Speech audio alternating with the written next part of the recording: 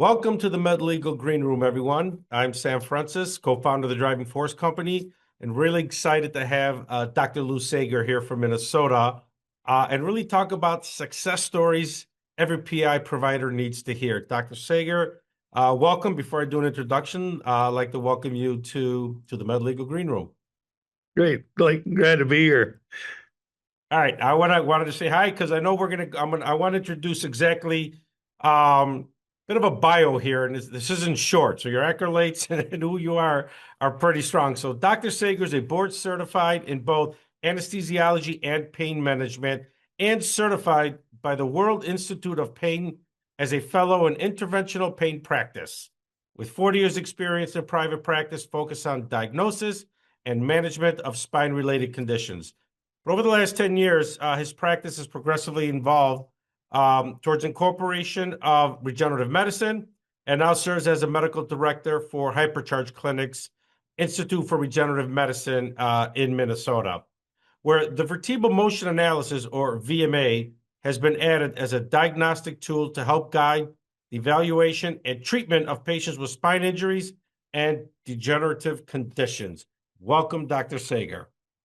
Well, that was good. That you didn't have to read my whole CV, but yeah, I thank like you. giving credit where credit is due, and you've done some amazing work. And we're going to get into some case studies here, but I want to set it up before we get to that because look, people seek you out. I personally had somebody come from Colorado to Minnesota to come seek imaging and treatment, and you changed their lives. So this is really important. I want to set this thing up when we talk about the VMA and the outcomes. When is it appropriate to consider a VMA after an onset of an injury or development of, painful spine condition? Well, I think anytime there's a suspicion that there may be instability, and I think we'll probably get to a case study later on in which a patient was totally explicit with me about feeling like the neck was unstable, and yet no one had done appropriate imaging to try to figure that out. But anytime there's a clinical suspicion of some instability, and to go a little deeper into that, what gives a provider, a chiropractor, or a pain physician, or a surgeon, or a physical therapist, a clue that there might be instability involved is when there's certain movements or certain postures that seem to aggravate symptoms in a manner that isn't readily explainable on the basis of normal body mechanics,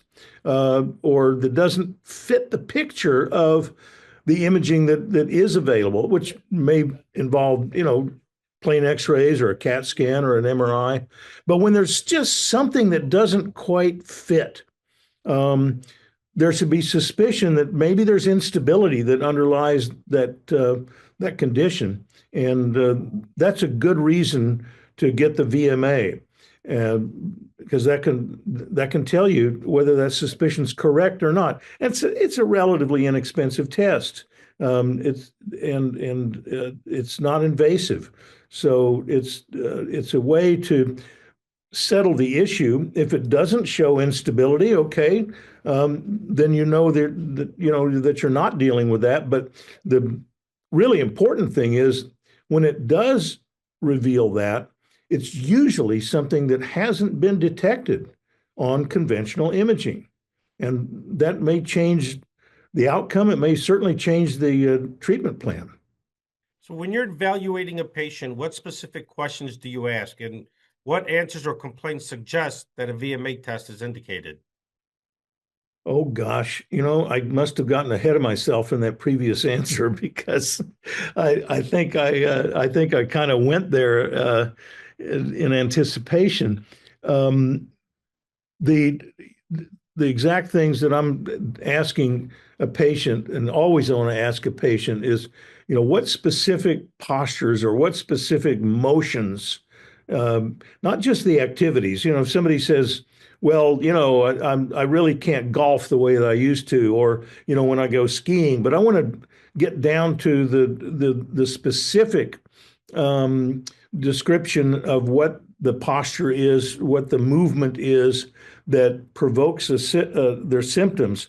And that's where you will uncover the clues to potential instability by getting very specific with the nature of the kind of movement or the kind of posture that provokes symptoms. One of the case reports we'll probably get to, just as an example of this, the woman would describe symptoms that would come on anytime that she would move her jaw forward or push her neck forward, and just little things like that. But getting down to the nitty-gritty with the patient about the real specific kinds of movements and postures that are associated with provocation of their symptoms, that's the real key. Okay, how can the VMA provide clinically important findings that might be missed in a routine MRI or other imaging studies? Well, where the VMA is really important in this respect is that it's quite often the case, and these aren't my data, but other people that have been using the VMA much longer than I have will talk about roughly 40% of the time instability, or the findings that are associated with instability, are frankly missed on conventional imaging. So what we uncover with the VMA when it is positive is, more often than not, at least in my experience so far, are things that there was no clue of in the conventional imaging. And the reason for this is that the images are static. The MRI is usually done with somebody lying in their back in a more or less comfortable position, certainly not moving, but, when they tell you what aggravates their pain, it's, reaching over to tie their shoes or swinging a golf club or whatever. But they're usually not engaged in provocation activities when they're lying on their back. And so there's plenty of things that it's very important. And I don't mean to suggest that the MRI is not important. It's terribly important. And you're not going to rely on nothing other than the VMA, but the VMA complements the other studies of CT or even flexion extension films. It's not rare, in my experience, for a spine surgeon that I'm working with to have been suspicious of instability. And, they'll see radiographic evidence of the kind of degenerative changes that are often associated with instability. And we'll do flexion extension films, and sometimes those don't show anything or any movement. But the problem with conventional imaging, even MRI flexion extension, is those are single views in a single posture. And the difference is, with the VMA, you're getting a movie of what the spine looks like through an entire range of motion. And guarding reflexes, for example, can be provoked that will stabilize something after it started to move, so that by the time they get into full flexion or full extension, maybe you're not going to show anything. But it was halfway there when they go, oh, oh no, that's it, But so I think that's what is critically important, is that we see stuff that you just can't visualize outside of a movie. Okay. That shows the full range of motion. And that's fantastic, because I want to go over some examples as I've heard them, and this is what I'm excited about. How the VMA tests have changed your plan of care and led to positive outcomes with regenerative medicine treatments. Well, so we want to go through a couple of interesting case studies here. Yeah. And one of the early ones that was just, and I tell you, this is the kind of, I'm going to tell you a little clinical story here. And this is what a guy like me, you look at me, then somebody, well, haven't you retired yet? I'm full bore, and I love what I do. And this kind of an outcome is what is so gratifying as a physician to be able to help somebody who has come to you, as this woman did after a car wreck that she suffered a bad whiplash injury 4 years ago, ongoing neck pain, ongoing issues just on the right side of her head and neck. And when she would move or put her jaw or head forward a little bit, she would get jolting electrical impulses and muscle spasms. And there was nothing on her MRI that suggested what the reason for this was. There was a little bit of degenerative change down at C3-4 and C4-5, but nothing that got anybody's real attention. Nothing in the upper cervical area. And yet, when I talked to her, I thought, some of this just sounds like an unusual circumstance of a C1, which is not a nerve that usually is aggravated, but almost cord-like symptoms. And what provoked it were these motion changes. So we got the MRI. By the way, because of the severity of her symptoms, and they were just so weird, and there was concussion involved in this as well, and that's been part of the problem. She was written off by the Mayo Clinic as being somebody that just needed some psychological help. Wow. So what did the VMA show? Instability at C1-2 and subluxations at C3-4 and C4-5 that specifically correlated in the mid to lower neck where she had focal pain on examination. But the C1-2 seemed to explain things. So in terms of what I was able to do, we did regenerative medicine injections there to stabilize that C1-2 lateral mass joint, intra-articular injection, and I got it to spread into the anterior longitudinal ligament, which is what's going to be damaged with instability there. And we watched that outfill with the contrast at the injection and also did those two other joints. Less than a week later, she'd been seeing a neuro-ophthalmologist because she couldn't focus her eyes, and all of the brain training testing that had been done to get her to straighten this out had failed. She went back in and her vision was normal. She was able to completely converge her vision normally. She could now read normally.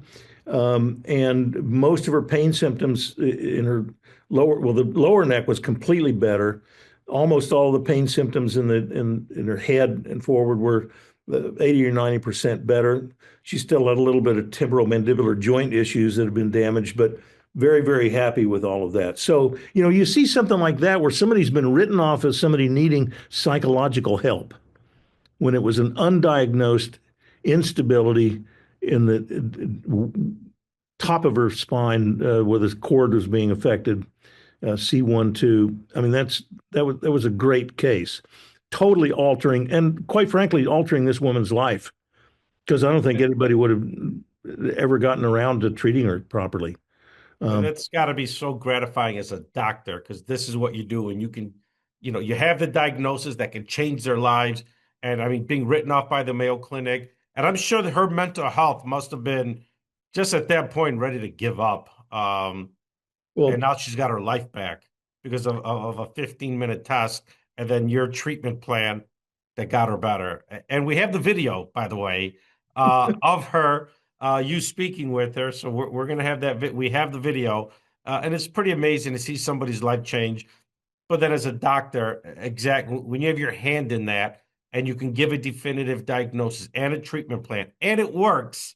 Yeah. Everybody else said, "Sorry." Right. That's got to be the coolest feeling. That's why you become a doctor, in my opinion. And this is just going to keep. I mean, these cases are going to come to you. If you're in my kind of a specialty where, the reason we get up and go to work in the morning is to diagnose these problems and find a treatment that'll help get people's symptoms turned around, they're going to emerge out of having that VMA, because there's no way anybody that uses this technology is not going to uncover these cases. They are out there. We just had another one that I'm going to be seeing him for treatment in the very near future. He's got to go through some approval stuff with the Air Force. And we can't be naming names, but this is a guy that he wants to remain a pilot. But he had a slip and fall injury in his own home and got a whiplash type event as he came down and hit a coffee table after Wow. tripping over a cord. It was one of these crazy, crazy things. Things happen, right? Well, he'd been written off. Oh, he's got some degenerative changes in his neck. Any guy that's 40 some years old and he'd been in sports and earlier in his life, yeah, there's some degenerative changes at C5-6. But what did the VMA show? He was unstable at C5-6. And that's why when he turns his head just a little bit rotated to that side, on the left side, that's why he gets a zinger all the way down to his thumb and index finger, because the C6 nerve root is intermittently getting impinged. Did the MRI show that? No, some degenerative change there, but it didn't show what was really happening, which was instability. And with, those kinds of movements, that nerve was getting squeezed and Wow. made symptomatic. So we're looking forward to the opportunity to treat him. And by the way, they did do a steroid injection on him, and it gave him such ridiculous side effects. He said, "Oh my God, I'm never having another one of them." And by the way, it didn't help. And he's grounded, right? They're not letting him fly He's again. grounded right now. Yeah, he's got to get back. Yeah, that's right. He's grounded. Right. Wow. Wow. That's a great way to have the VMA come to the rescue and get him back up there. If you can give us one more case study, um, that I'd enjoy because I know our listeners would like to hear these because again, I'm seeing the look on your face and the smile because this is you're changing people's lives and you finally have the diagnostic to do these. And I know they're seeking you out in that area because you have it. And that's Yeah. that's the other wow factor of this. Well, I'll tell you the other case that I got excited about. I get my little alert from the driving force when I have results back, right? And so nobody else in the practice pulls those out until I've seen it, order whatever the game plan is going to be. So I'd seen this guy initially over a month ago. He'd been in a car wreck and he'd had previous neck surgery at two different levels. So he had a fusion at C4-5 and a fusion at C6-7, if I'm remembering off the top of my head. And he had some pain in between, and it looked like he'd aggravated the disc in between, the one, as sometimes they call it, the floater. And so the whole thought was that, okay, you've got this neck pain, and you probably aggravated those facet joints there. And so what was ordered for him by the spine surgeon was facet medial branch blocks. And I agree, that's a nice idea. And in fact, I had seen him once, and we'd actually we actually have done in the interim since I first saw him. And while the VMA results were pending, I went ahead and did that. But I'll go back to my initial visit with him.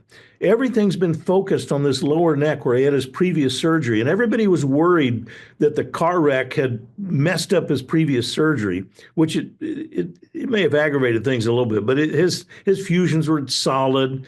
He didn't have another disc disruption there. But he says to me, in the course of our initial visit, he said, there's this other thing that's bothering me. I feel like my head's unstable. It's like I get this feeling at the top of my neck that if I move wrong, I might just go paralyzed. I'm really scared, and I avoid this because I just feel unstable. That was his words. I just feel unstable, and he was literally scared that he might be paralyzed if he moved wrong. And I thought, well, that's, I can understand the emotional stuff here. And, I just, well, you're probably not going to go paralyzed, but yeah, don't do anything dumb. Please don't go bungee jumping until I, get this clarified. But let's get the VMA. I'll order the VMA because if you are unstable, this will show it. So I get the report, and there's a, when you get those, there's this big fat red dot right next to the guy's name, which means this guy's got some instability that's in his report. And that's great about the way these reports come back, because if somebody's got a big red dot next to their name, it's like, Red flag. don't put this one off. So we look at that, and what does the guy have? He's unstable at C1-2 and at Wow. C3-4. And in between that is C2-3, where it's very frequent that medial branch nerves get injured, but he's clearly unstable in both translation and in the lateral views. And I won't go into all the details. Bottom line is he's got a major issue of instability up there. It's exactly what he was scared of. Now, I don't think he's that much at risk for becoming paralyzed, but I don't want him to go to the chiropractor and get his upper neck manipulated. And there's the Not other with thing is instability that already there, and that's a major takeaway for the chiropractic colleagues. And I work closely with chiropractors all the time. They're major referral sources for me, and I don't take over their care. They're very helpful for a lot of patients. But does a chiropractor feel comfortable doing spinal manipulation on a guy that's unstable at C1-2? I mean, that's a situation where you could get in trouble. And so I think to my chiropractic colleagues, what I would say is, listen to these issues, and anytime you hear a patient talking about those kinds of symptoms or any of the other stuff that I've alluded to earlier, that's somebody you want to refer to a facility like mine where you can get the VMA done, because that may lead to a change in how you're treating that patient. yeah, because you don't, right, you can adjust above and below, strengthen the muscles above and below, but do not tackle that area. And we've seen this on our end too, because you can do a lot more damage than help if they're really hypermobile in that area. So Yeah, I agree with you yeah, there. yeah. Well, Dr. Saeger, thank you. I know your time is precious. You got patients lined up, so taking the time out. You want to learn more about the VMA? Click the link below. Also, I'm going to send I got that great video testimonial of the earlier case study, which is fantastic. When somebody's given no hope, and look, and you go to the Mayo Clinic, and the Mayo Clinic tells you it's psychological. Emotionally, I think that just rips you at the seams, and now you're able to give and change her life. And I thought that was the coolest thing. It look tears you up a little bit. I'll get a little emotional because you changed a life. And you said it earlier. This is why you become a doctor. You have these skills and knowledge. But when you have the right diagnosis, you give the right treatment, you get the right result. And that's pretty cool. So, Dr. Saeger, thank you for taking the time out today to be in the Med-Legal Greenroom. And I look forward to, of course, chatting with you again. You bet. Bye bye. Bye bye.